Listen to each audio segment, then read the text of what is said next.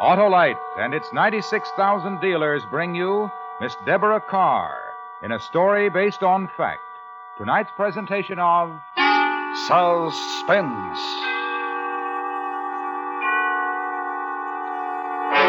Tonight, Autolite presents the story of a girl who chose a most dangerous way of making a living and bet her life on its success. A story true except for changes in names and places, which we call The Lady Pamela, starring Miss Deborah Carr.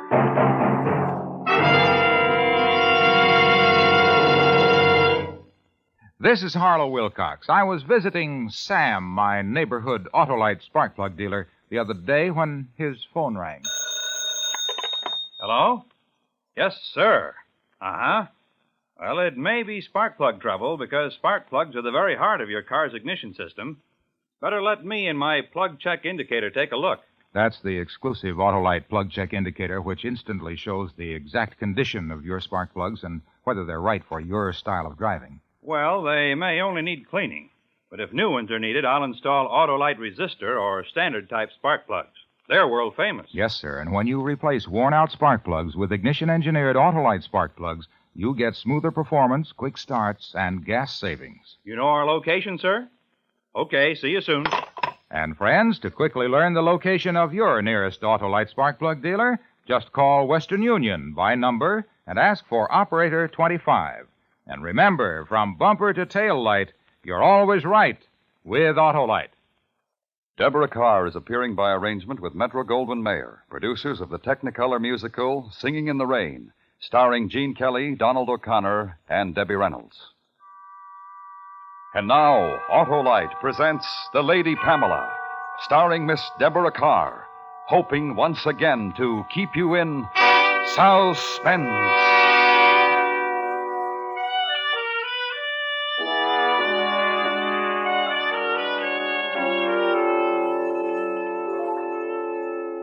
Mr. Tillett, I'm afraid that I'm taking up too much of your time. Not at all, Miss Bond. Not at all. I mean, you've shown me so many beautiful things, and I simply can't decide.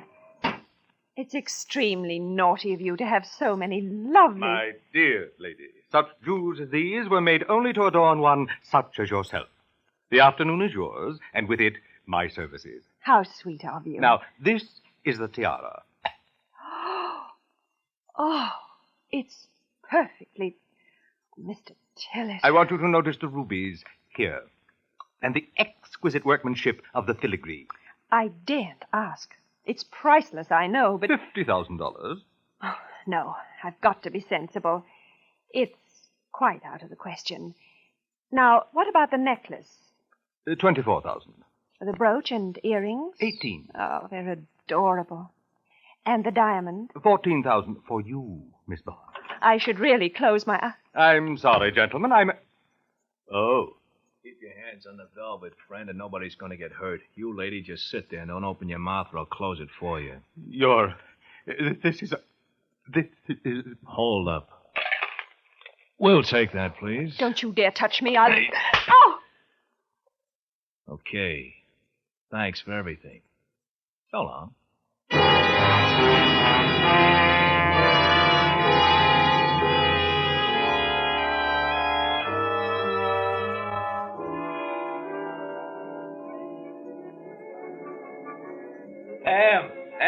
Come here, dear. How are you, sweet? Oh, you know David Archer, don't you? Of course. Do sit down. Have you ordered, Colonel? I'm famished. I did. We were only waiting for you, my dear. No trouble? No, not a bit. Everything went off splendidly. Good. David, that slap. It was a little too realistic. Don't ever do it again. Well, look, I was only I'm trying taking to... $500 out of your cut for that. You're to follow orders, nothing else. Listen, if you think you That's can get away... exactly the point, David. I do think. You don't. Tillett might have seen the scar on your wrist when you slapped me. You've got a record. You could be identified by that. Follow orders in the future. Oh, now, children. Be quiet, Halliday. Do you understand, David? Yeah, sorry. All right. When are you disposing of the things, Halliday? I'm flying to San Francisco tomorrow. Good. Today's the 10th. We'll meet at my flat on the 15th. 8 o'clock. That should give you enough time. Oh, ample, my dear, ample. David, where are you staying? Joint on 84th Street, off the park. I think it would be better if you moved to a hotel. Change your name, too. Don't phone me. Send a note to the usual place. Sure. Ah, here we are, dinner. The finest food in New York, my dear. Just wait. You'll see.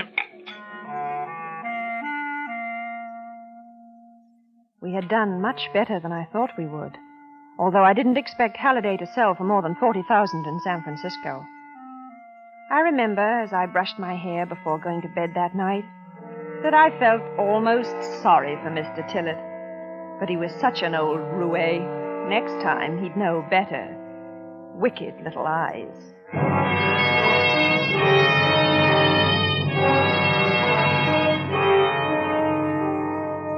I didn't get up until 11 the next morning. It was a wonderful day, bright and clear. I was having my second cup of coffee when...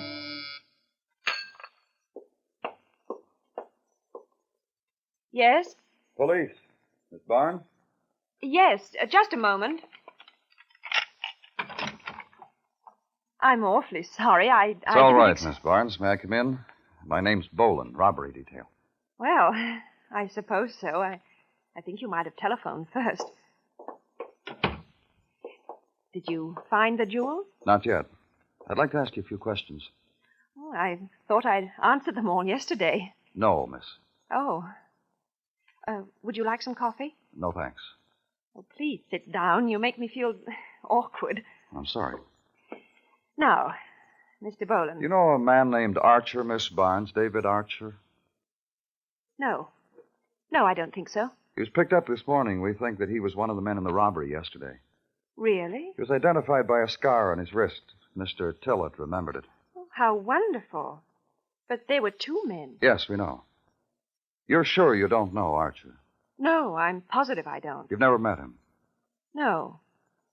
You sound as though you think I should, Mr. Boland. You were followed after the robbery, Miss Barnes. You went to a restaurant on East 53rd Street. You had dinner there with two men. One of them was Archer. That's ridiculous. No. Our man didn't know it was Archer until this morning when Mr. Tillett telegraphs. He was identified. The detective who followed you recognized Archer. I'm afraid you're mistaken, Mr. Boland. We're not. The whole thing was too nicely timed. Who was the other man? Really? I don't know what you're talking about. All right. Get dressed, please, Miss Barnes. You'll have to come downtown. Am I under arrest? Let's say you're a material witness. It sounds better.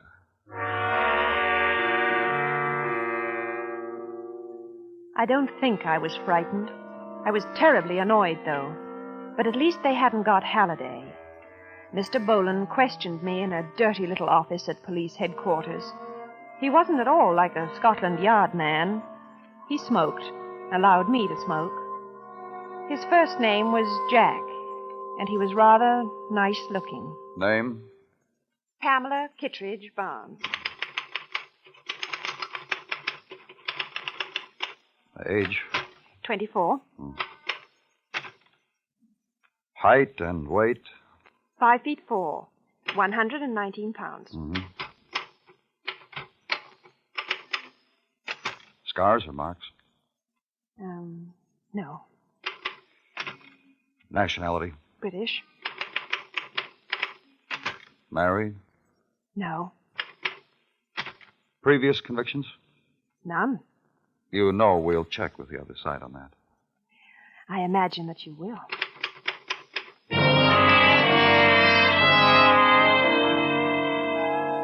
And when the questioning was finished, they released me. Perhaps Mr. Boland thought that I'd lead him to Halliday. I didn't, but I got in touch by telephone. Oh, you just caught me. I was on my way to the airport. Anything wrong? The police have arrested David. They questioned me this morning. I'm free at the moment. Oh, rotten luck. Now, look here, there's not much time. I know they'll get in touch with Scotland Yard about me. And when they do, I won't have a chance. I suppose not. A couple of men followed me from police headquarters, so I can't very well get away. But, Halliday... Yes, dear? I want to know where I can reach you. When? Later, if they put me away, so I can get my money. Well, as soon as I get back from San Francisco, I'll phone you. If something's happened, word will have got around. Now, don't worry. When you get out, the money will be here waiting for you. Where? I'll get in touch. I'm a stash now, darling. The plane. All the best. Halliday.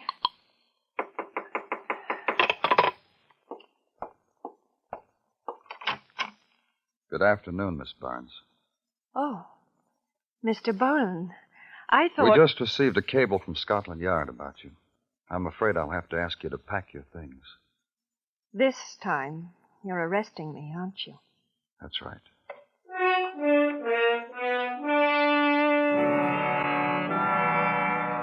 David Archer got 10 years.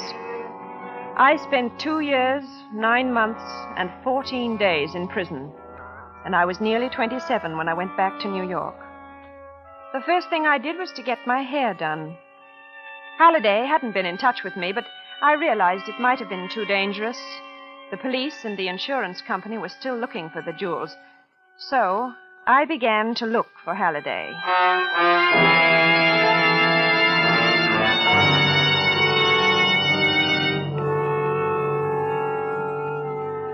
I telephoned every hotel in New York and every possible contact that Halliday might have had. And at the end of a month, I knew what had happened. He'd gone, run out, leaving no word, and my share of the money had gone with him.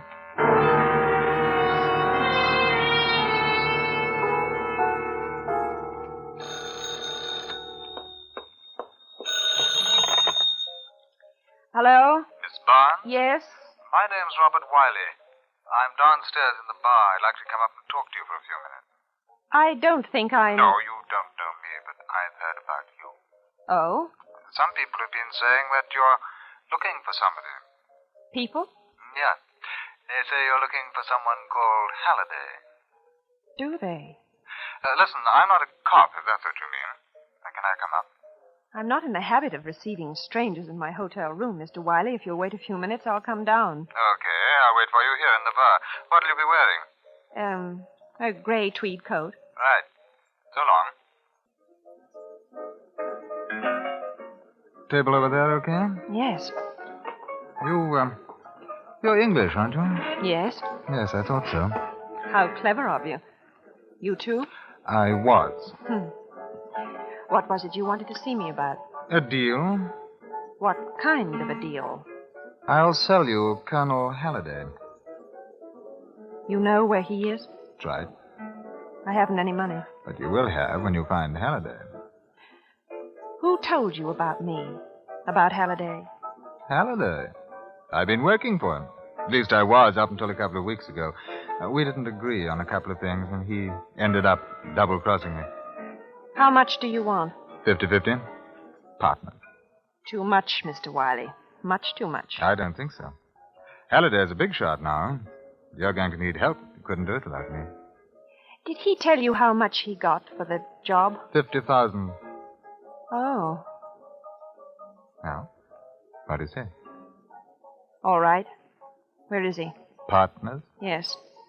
Where is he, Mr. Wiley? Of course, there's one little thing. What's that? He said if he ever saw me again, he'd kill me. Isn't that going to make it rather awkward? I mean, for you? Well, it might. Unless, well, that's where you come in. Exactly how do I come in, Mr. Wiley? Well, I thought it might be awkward for Halliday to knock me off if we get to him first. In other words, before you tell me where he is, I have to agree to help you kill him. Is that the idea? If you want your dough, that's the idea.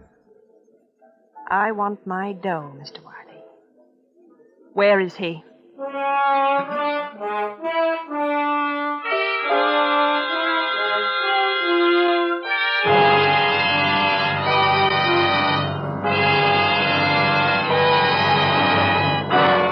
Autolite is bringing you Miss Deborah Carr in The Lady Pamela, tonight's production in radio's outstanding theater of thrills, Suspense.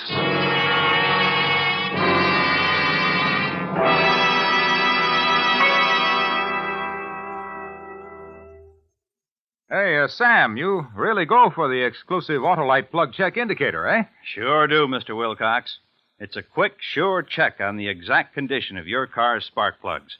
I go for that plug check indicator just like drivers go for those great Autolite spark plugs. And great is right, Sam, for those ignition-engineered Autolite spark plugs are designed by the same Autolite engineers who design the coil, distributor, and all the other important parts of complete ignition systems used as original factory equipment on many leading makes of our finest cars, trucks, and tractors. And boy, that Autolite resistor type spark plug is really something. It sure is, Sam. The new Autolite resistor type gives double life and greater gas savings as compared to spark plugs without a built-in resistor. And it's only one of a complete line of ignition-engineered Autolite spark plugs designed for every use. So have your Autolite spark plug dealer check your spark plug soon. And remember, from bumper to tail light, you're always right with Autolite. And now, Autolite brings back to our Hollywood soundstage Miss Deborah Carr in Elliot Lewis's production of The Lady Pamela, a dramatic report well calculated to keep you in suspense.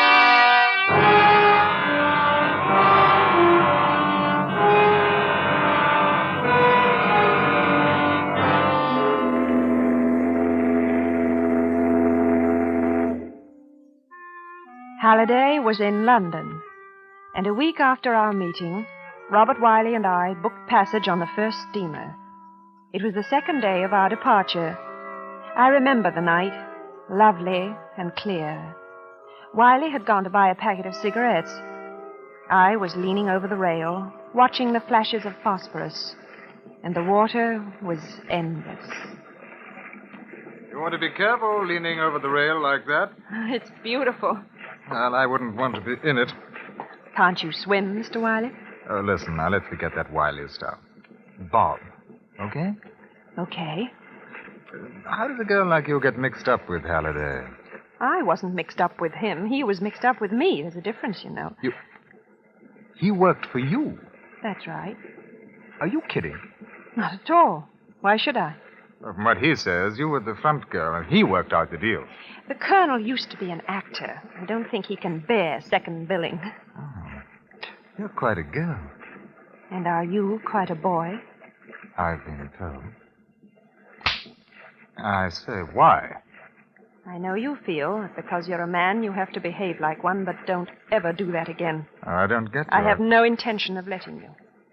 You'd better understand this. You and I have a business arrangement. I want my money. You want to take care of the Colonel. We'll keep to that. Okay.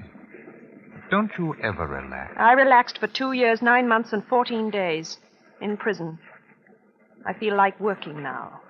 Do you understand? No, but if that's the way you want it. It is. And if you ever try to touch me again, we are finished.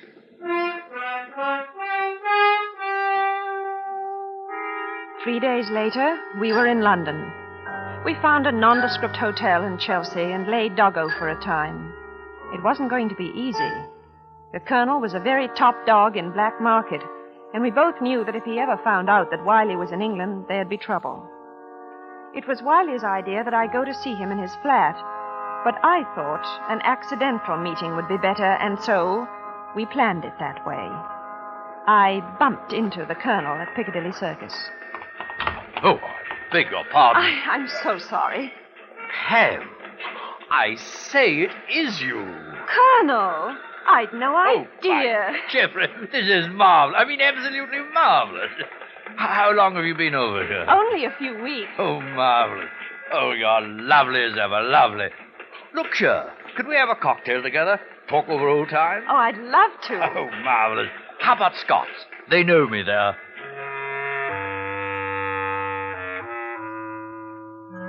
We went to Scott's, and on the way, he prattled about England, his England, and of the old days in America, and it was all quite respectable talk.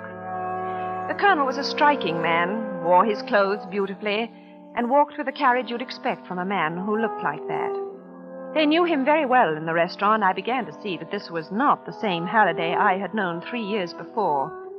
We sipped our drinks, and it was all like a very exciting play. He knew I was going to ask him about the money from the robbery, and I knew that my partner was going to kill him. Well, things are not quite the way they were, although I suppose one must put up with it. Mustn't one? You seem to have done nicely, Colonel. Oh, my lovely girl. It's all a matter of comparison, purely. Comparison to the jobs we used to do on the other side? Oh, darling. Those are trifles. I have no time for such nonsense now. Neither have I. What did you do with the jewels?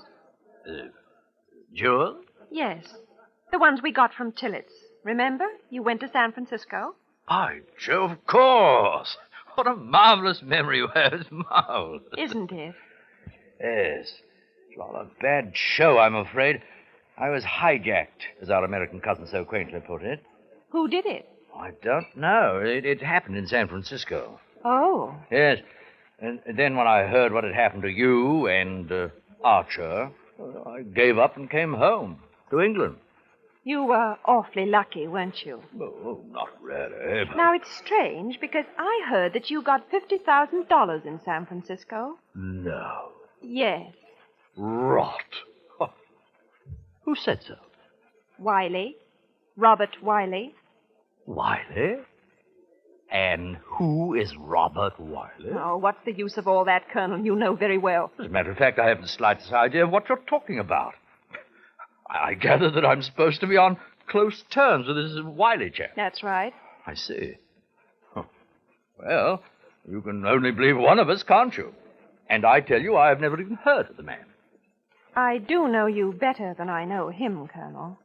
Then you take my word, eh? No. I take his. I'd like my share, Halliday. My dear child. I want my share. What can I say? I know what you've been through.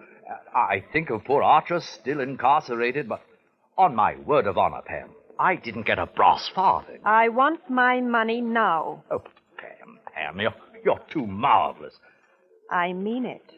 Darling girl, things have changed, you know. Over here, I'm the man.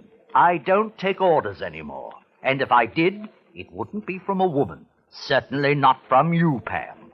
You're much too emancipated, even for me.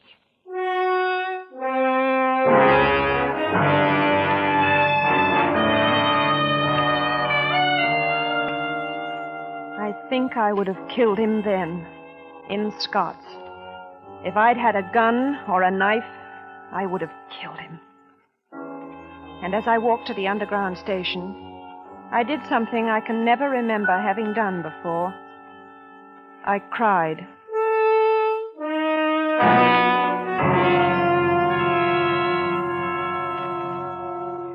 When I got back to the hotel, I went to Wiley's room and told him what had happened.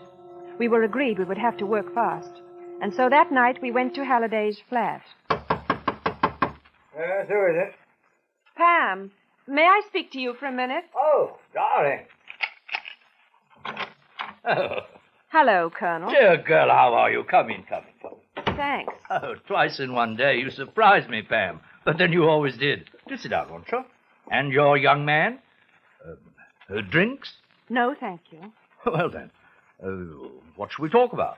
You? Oh, I say, in front of this gentleman? You know you haven't introduced me, Pam. Are you kidding?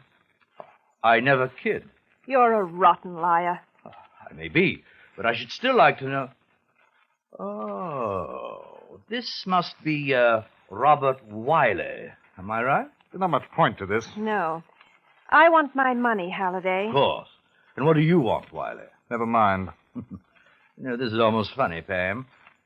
I don't know what you're up to, but I've really never seen this chap before in my life. You think she's going to believe that? Probably not. You can give me Archer's share, too. Oh, how thoughtful of you. And you'll see that he gets it, won't you?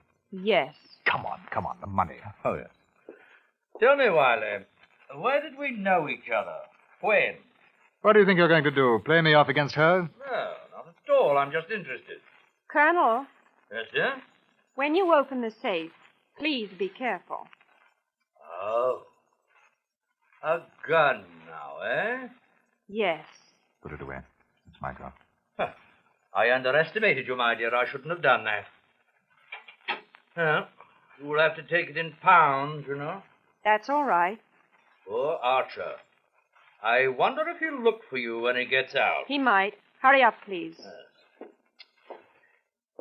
Will you tell me one thing? What? Who is this man, really? Hand it over. Why are you afraid to let me talk, Mr. Wiley? Don't you want her to find out the truth? Give me the money. Look out for him, Pam, dear. I don't know what he's been telling you, but... I'm going to tell you something now. I swore to myself that if I ever found you, I'd pay you out for what you did to me. I'd get my money and I'd pay you. I'm going to, Colonel. He wants to do it, but I owe you more. Oh, Pam. No! Pam! Oh, you silly... Give me that. I've been telling you the truth, Pam. I've never seen him in my life. Why did you have to do that? Because I wanted to. You must be crazy. Come on. You're not going anywhere. Oh, stop it. Come on. You stay right there. I've got to call the police. Police? Yes. Maybe you should have listened to him. What do you mean? I'm with International Insurance Company, a New York office. We knew the jewels had been sold, but we wanted to recover as much of the money as we could. You didn't know him. No. But I knew you'd be looking for him when you got out. We wanted to get you both together. Don't. Wait a moment. What? On the boat coming over, remember? You wanted to kiss me. Uh-huh. Perhaps I've changed my mind now. I think I have, too. I don't think we'd be happy together. You're not exactly my idea of the ideal wife, you know? If I ever get out, I'm going to kill you. If you ever get out, I deserve to get killed. Hello, Scotland Yard? I want to report a murder.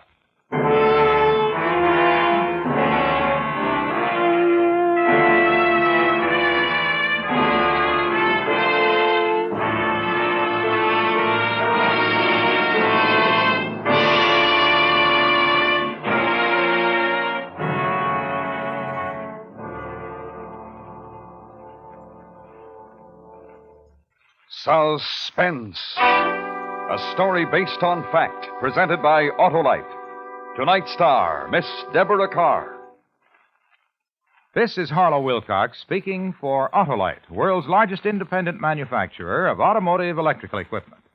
Autolite is proud to serve the greatest names in the industry, the many leading manufacturers who install Autolite products as original equipment. Our Autolite family is made up of the nearly 30,000 men and women in 28 great Autolite plants. It also includes more than 18,000 people who have invested a portion of their savings in Autolite, as well as 96,000 Autolite distributors and dealers in the United States and thousands more in Canada and throughout the world. Tomorrow night, Autolite will present the national television preview of the great Parade of Stars automobile show from the Grand Ballroom of New York's Waldorf Astoria Hotel. This program may be seen at the regular Autolite Suspense television time tomorrow night or a few days later in some television areas. Don't miss this great program. And remember to be with us next week for another thrilling Autolite Suspense show on radio.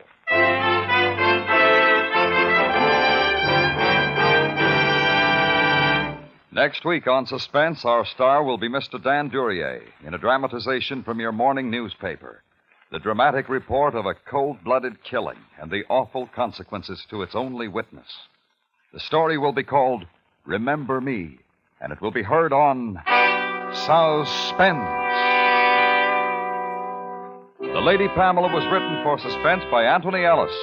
Suspense is produced and directed by Elliot Lewis, with music composed by Lucian Morowick and conducted by Lud Gluskin. In tonight's story, Ben Wright was heard as Robert Wiley and Joseph Kearns as Halliday. Featured in the cast were Peter Leeds, Larry Thor, and Ted Osborne. The Electric Autolite Company salutes the Boys Clubs of America on this first day of National Boys Club Week. Boys Clubs serve the boy, the community, and the nation. An investment in boys is an investment in America's future. This is the CBS Radio Network.